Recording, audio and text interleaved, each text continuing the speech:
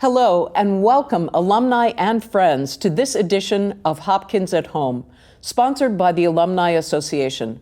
This edition is focused on the life and work of American composer and conductor Leonard Bernstein and his contributions to the musical stage. My name is Marin Alsop. I'm head of the conducting program at the Peabody Institute, and I had the great pleasure of calling myself a student of Leonard Bernstein. I had the great pleasure of working with Leonard Bernstein. He was my hero from the time I was 9 years old. I saw him conduct and I said to my dad, I want to be a conductor. And when I finally met him, he exceeded all of my expectations. And it was so important. It was a real turning point in my life. And I'm proud to call Leonard Bernstein not only my hero, but my mentor and my friend. It's now my pleasure to turn over the program to today's speaker, Ernest Liotti. Ernest is a celebrated alum, performer, lecturer, and fellow faculty member at the Peabody Institute of Johns Hopkins University. Thank you so much for joining us today, and I hope you enjoy the program. My name is Ernest Liotti. I'm on the conservatory faculty of the Peabody Institute of the Johns Hopkins University, and I am also an alum of Johns Hopkins. I'm here today to discuss some of the career of Leonard Bernstein and his work on West Side Story. In the early 90s, I was lecturing for what was then called the Elder Hostel program at Peabody. Now it's called Rhodes Scholar. And the couple that were overseeing the program wanted to do 3 lectures on Leonard Bernstein. One was Leonard Bernstein, the conductor. The second was Leonard Bernstein, the composer of serious music. And the third was Leonard Bernstein, the composer of Broadway shows. And I said I'd like to do the Broadway shows simply because I didn't know enough or anything about the Broadway shows. I knew a couple of songs, and I thought it would make a great research project, and it was. And many of you may know that Bernstein's career sort of launched in November of 1943, when at the last minute he was asked to step in for an ailing Bruno Walter to conduct the New York Philharmonic. He had no rehearsal time, and as one of the members of the orchestra said, I thought he'd be following us. In fact, we were following him. It made all the newspapers, and his career sort of catapulted. That same year, the Ballet Company of New York commissioned 2 relatively unknown men, Leonard Bernstein and Jerome Robbins, to write a ballet. And the ballet was Fancy Free, about 3 sailors on leave in New York for 24 hours. The next year, with the help of Comden and Green, the lyricists, the 2 men expanded it and made it into a Broadway show called On the Town. On the Town was later made into a movie in 1949, but only 4 of Bernstein's songs were in the final film. That same year, 1949, Jerome Robbins approached Leonard Bernstein about modernizing the Romeo and Juliet story. And it was supposed to be a conflict between Catholics and Jews over the Easter Passover season. And the original working score title was East Side Story. And Bernstein, I think, from what I read, wasn't crazy about the idea of a religious conflict, so they sort of shelved the program, or the project. The next year, 1950, he wrote incidental music for a play of Peter Pan. And Peter Pan was played by the movie star Jean Arthur, who at that time was 50 years old, but she was playing the eternally youthful Peter Pan. And the incomparable Boris Karloff played the role of Professor Darling and Captain Hook. And I remember teaching this to my college students, and nobody knew who Boris Karloff was until I showed them clips from Frankenstein. And then they were like, oh, that's Boris Karloff. Anyway, in 1952, he wrote a short operetta called Trouble in Tahiti. And that opened the first Brandeis Festival in 1952, or 53. Then that same year, 53, he collaborated with Jerome Robbins again and Comden and Green, and they wrote Wonderful Town, which was a vehicle for Rosalind Russell. In 1954, Bernstein wrote his one and only film score, which is On the Waterfront, which is a great film. If you haven't seen it, I highly suggest it. And in 1956, he collaborated with the playwright Lillian Hellman and wanted to convey or transfer the Voltaire Candide into a musical comedy. And they did, and the show ran 73 performances and closed. It was a box office failure. Now it's recognized as a great work. So around that same time, Jerome Robbins and Arthur Lawrence, the writer, approached Bernstein again about modernizing the Romeo and Juliet story. And this time, rather than a religious conflict, it was more of gang warfare. And they moved it from the East Side to the Upper West Side, and the show became known as West Side Story. It got great acclaim. Most of the press was very good. It really didn't achieve its greatness until the movie came out in 1961. But one thing that Arthur Lawrence said is, I don't want this to be an opera, and I want the cast to be young. So out of the woodwork from colleges and high schools all over the country, people came to New York to audition for the main roles. And when I was teaching this, someone asked me, are you going to talk about the Carol Lawrence law? And I didn't know what it was, so I looked it up. Carol Lawrence was the original Juliet. And they said that they called her twice to audition. I think it was more than twice. And as a result of that, if you're auditioning for an equity show in New York or anywhere, if you're called more than twice, they have to put you on payroll, and that's what they now know as the Carol Lawrence law. When the Mirsch Company decided to make it into a movie in 1961, none of the original cast leads were in the motion picture. They weren't, quote, box office. So Natalie Wood was hired to sing Maria, and Richard Beamer was to play the role of Tony. Now, Natalie Wood was one of those few actresses that made the transition from child actor to adult star. And she did do her own singing in the motion picture, but later was dubbed by Marni Nixon. And we have here now a short clip of Natalie Wood actually singing some of I Feel Pretty. Like a parrot. What is going on with you, Maria? I feel pretty, oh so pretty. I feel pretty and witty and gay, and I pity any girl who isn't me today. I feel charming, oh so charming. It's alarming how charming I feel, and so pretty that I hardly can believe I'm real. See the pretty girl in that mirror there. Who could that attractive girl be? Such a pretty face, such a pretty dress, such a pretty smile, such a pretty me. Now, Marni Nixon, I always used to say jokingly, made her career in parentheses, the voice of Marni Nixon. But she was actually a very fine singer. She was Stravinsky's favorite soprano.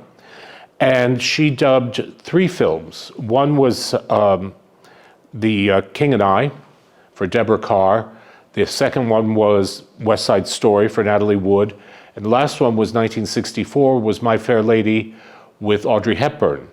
Now, when she did the 56 movie, The King and I, she was sworn to secrecy, that if she revealed that she had dubbed the voice, that she would never work in Hollywood again. By the time she got to West Side Story and My Fair Lady, the news was sort of out that it was Marni Nixon. So here's a short clip of Marni Nixon singing the same song, I Feel Pretty. I do, I am. She talks like a parrot. What is going on with you, Maria? I feel pretty, oh so pretty.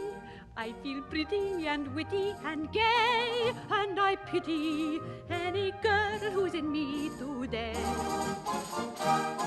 I feel charming, oh so charming. It's alarming how charming I feel, and so pretty that I hardly can believe I'm real. See the pretty girl in that mirror there.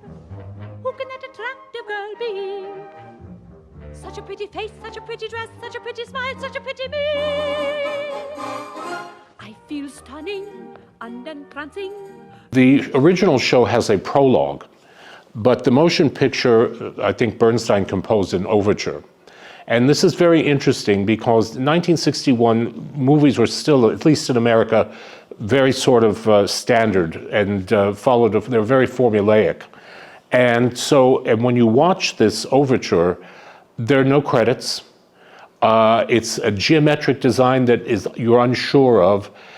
Different colors change the mood of whatever the song is. And then at the end of the overture, the camera pulls back and this geometric pattern turns into Lower Manhattan.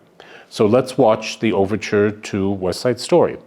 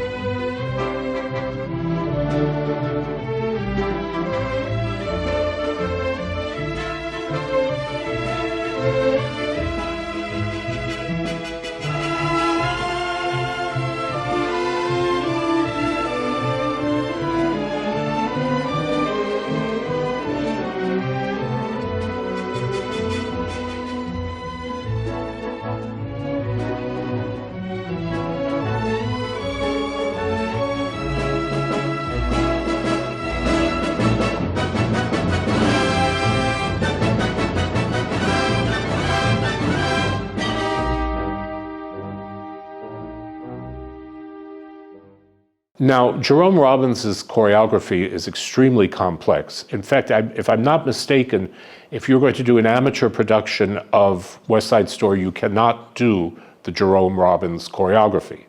It used to be they would send people to the house to look, to see, and of course now you can submit just a video. But one of the most spectacular numbers in this movie is America. And in the show, it's just the ladies. In the movie, it's the guys and the ladies. And it's on a rooftop. Now, a lot of this movie was filmed on location in New York City. And it was plagued with a lot of rain. And the young men would do their rain dance. There's a video of them doing it. And it would drive the directors crazy because, you know, when it rains, you can't shoot. They were forbidden to do the rain dance. So in America, the gentlemen take their jackets off. And Rita Moreno is Anita, and at the end of the number, she's supposed to sit on a gentleman's shoulder, and she kept slipping off. So Jerome Robbins said to the actor, take your jacket off, and he does, and it worked beautifully. So let's watch America. Oh no, that's not true. Puerto Rico, my heart's devotion, let it sink back in the ocean. Always the hurricanes blowing, always the population growing, and the money owing, and the sunlight streaming, and the natives steaming. I like the island Manhattan. I know you do. Smoke on your pipe and put that in.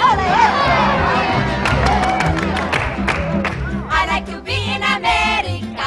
Okay, by me in America. Everything free in America. For a small fee in America. Buying on credit is so nice. One look at us and they charge twice. I have my own washing machine. What will you have though to keep clean? Skyscrapers bloom in America. Cadillac zoom in America. Industry boom in America. Wealth in a room in America. So the role of Bernardo was played by George Chakiris, and that's the gentleman that Robin said, "Take your jacket off," and the shot worked. So I'd like to finish with this little anecdote. This was after the premiere of the Broadway show. As posterity has shown, Bernstein had at last written a hit with Maria, in fact with several of the songs. Raphael Hillier recalled being in a car with him not long after the success of West Side Story, turning on the radio to one of the songs and hearing Bernstein declare, "Wow, I'm famous." David Diamond had a similar anecdote. He said, "We were walking together one summer in the Piazza San Marco in Venice. There was music coming from all the outdoor cafes, and by an amazing coincidence, 4 bands at once struck up Maria. Bernstein said, 'Listen to that,' and he started taking bows. Nobody knew who he was." That public in Venice at the time may not have known who Leonard Bernstein was, but within the next decade, the entire world knew who Leonard Bernstein was. And unlike many musicals that are dated, West Side Story is just as young and fresh today as it was in 1957. I hope you've enjoyed this presentation, and I look forward to taking your questions. Thank you.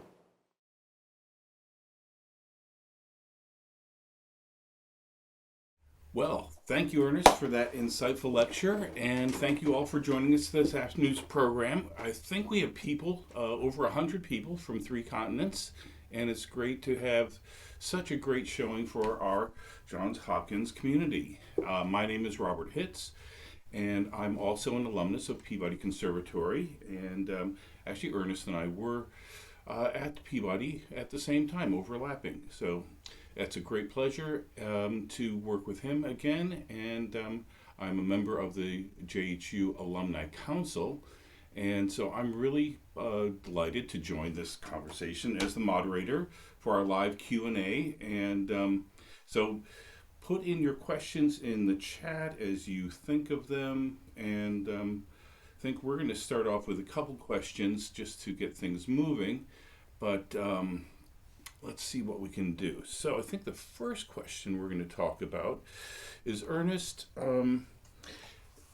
so after West Side Story, was there, did that lead to, we mentioned some of the things before West Side Story, were there any musicals after West Side Story? And there was a chunk of time, but in 1976, he collaborated with Alan J. Lerner to what was supposed to be a huge success, 1600 Pennsylvania Avenue, and it ran 7 performances and closed. So it was not a success. In fact, I don't think there's even a cast recording of the show. And so did it even make it out of previews? I don't know. I really don't know. I doubt it with only 7 performances. And what was the book based on? I don't know. I really don't. Nothing's known about that. And wow, let's see if we have anything in the chat down here. It's not getting me down there. Okay, good. Yay. Another question was, this is from Natalie, asks, "I would love to know what you think of the recent Spielberg adaptation and what changes were made to Bernstein's original score, if any, in this remake." Thank you, Natalie. That's funny. We were discussing this while we were filming this. I have not seen the new version. And to be quite honest, I really don't have any great desire. I think, why gild the lily? I'm sure it's very interesting. I mean, it's Spielberg, and he's a wonderful filmmaker, but I'm just very happy with the original. And then I'm going to ask a question back to Natalie in the chat. Natalie, have you seen the Spielberg adaptation? And so if you could put that in the chat there, that's interesting. So what kept you from, this is a question for you, Ernest, what kept you from wanting to see the new Spielberg one, and what do you think might change, or how it might affect you, or with your previous? Well, I've taught classes on American film for many years, and I have often found in the past that remakes pale in comparison to originals. And I did not. I have some friends that did see it. They had some issues with the singing. They said the dancing was great, but I just tend not to go towards remakes of classic movies. Okay, fair enough. Fair enough. Um, and let's see. I have a question from Joe. Did Bernstein work with any of the other partners from the show West Side Story in other future works after West Side Story? Because it seems like Jerome Robbins was pretty involved in that first decade of work. Um, that's an interesting question, and I don't know if I have a solid answer. I know they all remained friends. I know that Robbins and Bernstein were very good friends, and also Compton and Green remained friends with Leonard Bernstein until he passed away. Whether they collaborated, I'm not quite sure. He did write an opera, A Quiet Place, which incorporates Trouble in Tahiti, and it's a much larger work. But I don't really know if he collaborated professionally with these people after West Side Story. Okay, yeah, good. I'll have a follow-up question for that after, if I remember it. But we have a couple other questions here. Sarah asks, when did Bernstein do the young people's concerts, if that was, or young performers concerts? The Young People's Concerts, I believe they start. I have all of them at home on DVD. I believe they started in the late 50s because I remember they were in black and white. And even they were black and white until the early 60s. And then they went to color. And I would imagine they might have ended mid 70s. There are a number of them. I used to show, when I taught at Loyola University, general music history, to explain sonata form, I would show Bernstein's young people's concert where he explains sonata form. And that was from 1964. And he never spoke down to them. He treated them like little people, like young minds. And he was so extraordinarily charismatic and always made his points and demonstrated at the piano. And it was a great series. It was a great series. I'm looking forward to seeing that. I have to look that up because I think that's a great skill to be able to reach different people, lay people, young people, with insights and be able to really bring understanding and which is great. Thank you, Sarah, for that. Back to Natalie. She added, I would recommend it, meaning the new adaptation. Okay. The changes made to the script by Tony Kushner were phenomenal. Rita Moreno is in the remake with a new role, and her contribution to both films were incredible.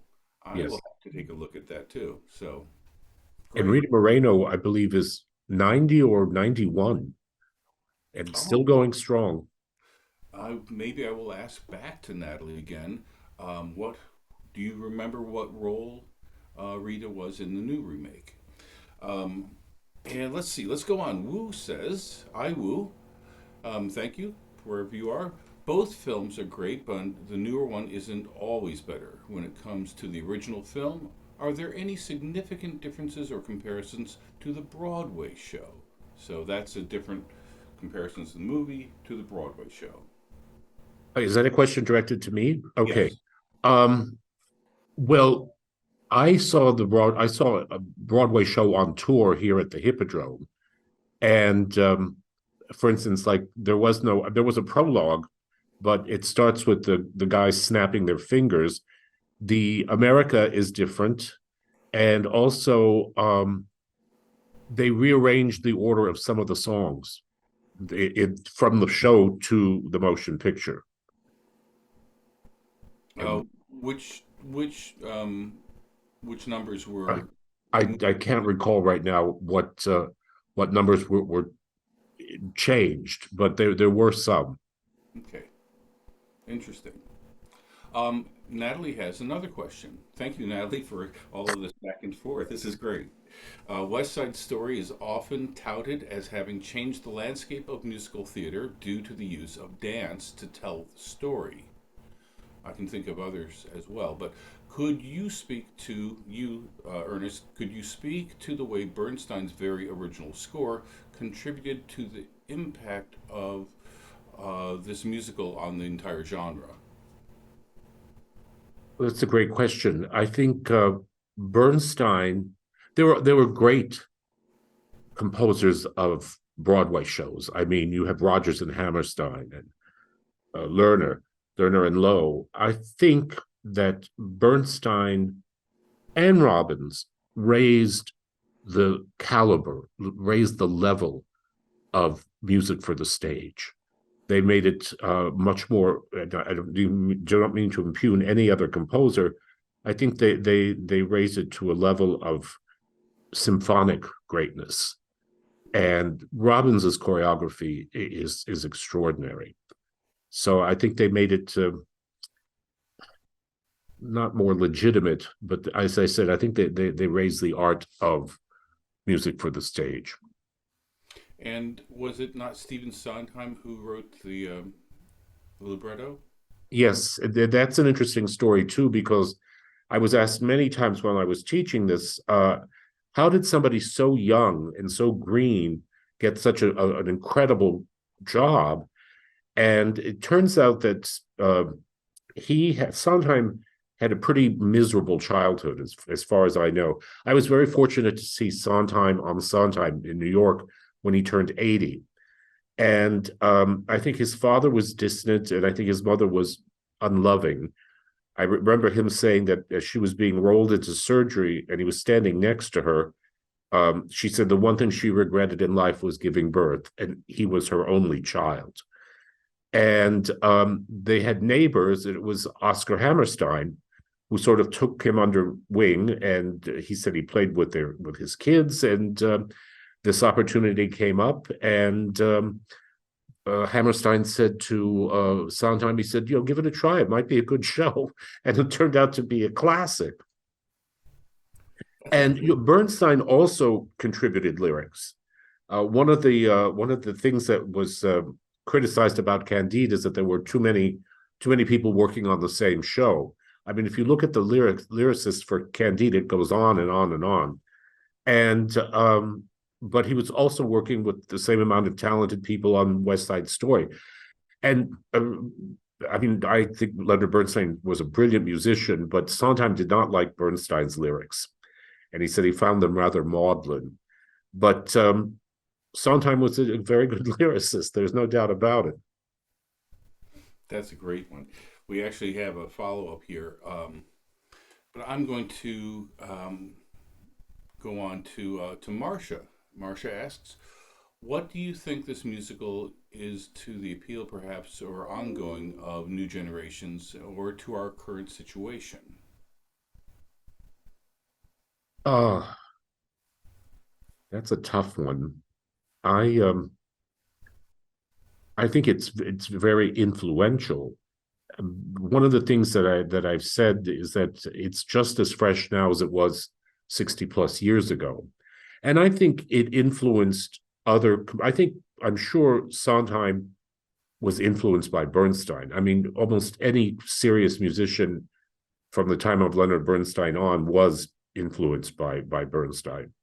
So I think this show will have great longevity. Yeah, I'll just add, I think that one of the great appeals is that it was a reworking of a truly iconic story, Romeo and Juliet. Mm-hmm. And for that reason, I believe it has the lasting appeal any more than Star Wars was another hero's journey. Right. Which is similar to it's a fundamental human drama that crosses millenniums in terms of experience, what humans experience and why it's so potent to every generation. Let's see. This goes back to Al asks more about Sondheim. Al asks a great question. Sondheim wrote the lyrics for West Side Story, right? Can you discuss A, which came first, the music or the lyrics, and B, whatever you know about their collaboration, which you addressed a little bit already? Yes, that's so funny. I remember when I was in school, someone attributed this to Richard Strauss, although I don't know why it's in Italian. Primo le parole, dopo la musica. First the words and then the music. And I do know that when Bernstein was working on Candide, there was a summer that he was in New York, and so one of the lyricists was on Martha's Vineyard. And he said, if Lenny tries to change any of my lyrics, clip his piano wires, which I thought was a funny story. But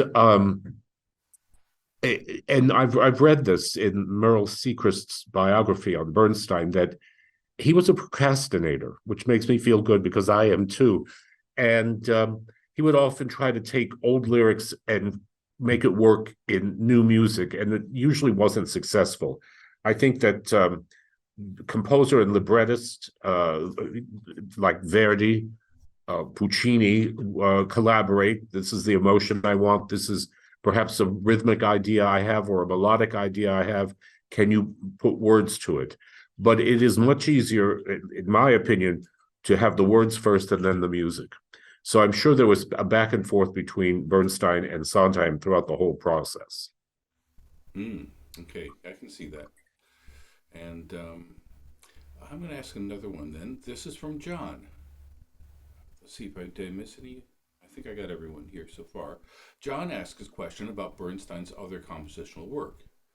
Didn't Bernstein write music for dance as well as Broadway? And well, yes. I mean, Fancy Free was a ballet, right? And Fancy Free was so. What year was that, please? I think it's 1943. Okay. And I'm told actually that at the School for the Arts here in Baltimore, there is some footage of the original ballet. One of the dancers was Jerome Robbins. And that's another interesting point, because almost every show that Bernstein wrote has huge dance numbers in it. I'm sure he wrote other works that incorporate dance. And what was the other part of the question? No, it was that. Okay. Didn't Bernstein write music for dance as well as Broadway? Yes. But he actually, they were embedded as well. Yes, sure. And for instance, like in On the Town, there are dance sequences that are often extracted and played in concert. And I have a recording of Bernstein doing the dance sequences from On the Town, and there's a little riff at the end that is sung, and it's Bernstein himself singing, with, of course, that kind of croaky voice that he had after all those cigarettes all those years. Oh my gosh. I will pivot to one thing with the new movie Maestro, which I will highly recommend because it just came out this week. And I think that's one of the nice reasons for doing this program too. But I have never seen so much smoking since I would have been in 1975. It's, oh my gosh. It is a great film. I saw it day before yesterday. It's magnificent. And Bradley Cooper, I was saying this right before we went on the air, that there were moments that I closed my eyes and I swore it was Leonard Bernstein speaking. And it's just a beautiful film, but my God, I think every scene, there's a cigarette, even rehearsing, conducting with the cigarette. And that was everybody smoked in those days. Well, Bob, you remember that when we were at Peabody, you could smoke. There were ashtrays in the cafeteria. People would smoke in the elevators. Yes. People would smoke while teaching a class. Yep. There was a teacher whose name I won't mention. When they came out with the no smoking, this teacher could not stop smoking and would sit on the fourth floor ledge of one of the classrooms and blow the cigarette smoke out the window. And we were always terrified that he was going to fall out the window. But it's a very different environment now. That's for sure. I'm going back to this because I think, oh, yes, let's see. Okay, good. We did have another question because I almost ran out. Did the young cast members from the original production, and I'm assuming we're talking about the Broadway production, go on to notable careers? Carol Lawrence did. Um, Larry Kurt, who was the original Tony, had a modest career. He sadly was one of the early victims of AIDS, and he died very young. The I do remember when I was lecturing on this when I was teaching it at Elder Hostel, someone came up to me and said my cousin or somebody was in the original production as a dancer, and when he went to do a screen test for the movie, they said he photographed too old, and he was 23 years old at the time. But Chita Rivera was in the original, and she went on to have a decent career. So yes, some of them did. I would think that would happen, pretty frequently. I'm going to go back to this. You mentioned this in the film that you just did, the lecture, that it was changed from East Side Story to West Side Story. Mm-hmm. And I believe it was Jerome Robbins. Yeah, Jerome Robbins, who pitched this once again to Bernstein. Do you know if it was Jerome Robbins who had the idea of changing it to the Jets and the Sharks? I think when Bernstein sort of begged off on the original East Side Story, I think when Jerome Robbins and Arthur Lawrence approached Bernstein, they had changed the location and the title. In fact, I remember reading in one of the biographies that as a gag, somebody said they should call the show Gangway. And to their horror, they found that some of the props were marked Gangway rather than West Side Story. But I think the idea of the gang warfare appealed to Bernstein more than the idea of religious conflict. Yes, I can see that. And it's rather prescient for today's world, Yes. or again, universally, any generation. So we'll see. Would you like to add anything else from these questions before we wrap it up? Because it's been great.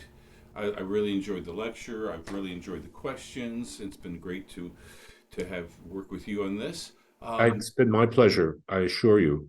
And everybody here has been terrific and very, very professional. And what I like very much is a lot of fun as well. Oh, that's great. I really appreciate it. It's been fun for me too. And so with that, we are going to thank you so much, Ernest, for being part of this. Thank The you. team at Hopkins at Home. Harry and Joe have done a great job with that and guiding us through. I believe there is a little survey, if you'd be willing to do that. Feel free to share this link with your family, your friends, your enemies, everyone, because it's going to be up forever. I believe it's on YouTube, but Hopkins at Home has really so many great lectures and this kind of thing. So it's been a great part for me to be part of the Hopkins Alumni Council and Hopkins alumni, and so I really appreciate if go online and send us some notes, take the survey, do a dance in honor of America, and of course, yes. Let's see. For more information, hosted by it's jhu.edu or the JHU Hub. Thank you for that. And of course, thank you all for joining us on all the continents. And have a great day and a wonderful season, however you celebrate it. And we'll see you back here at Hopkins again. Okay. Bye-bye. Bye-bye, everyone. Bye.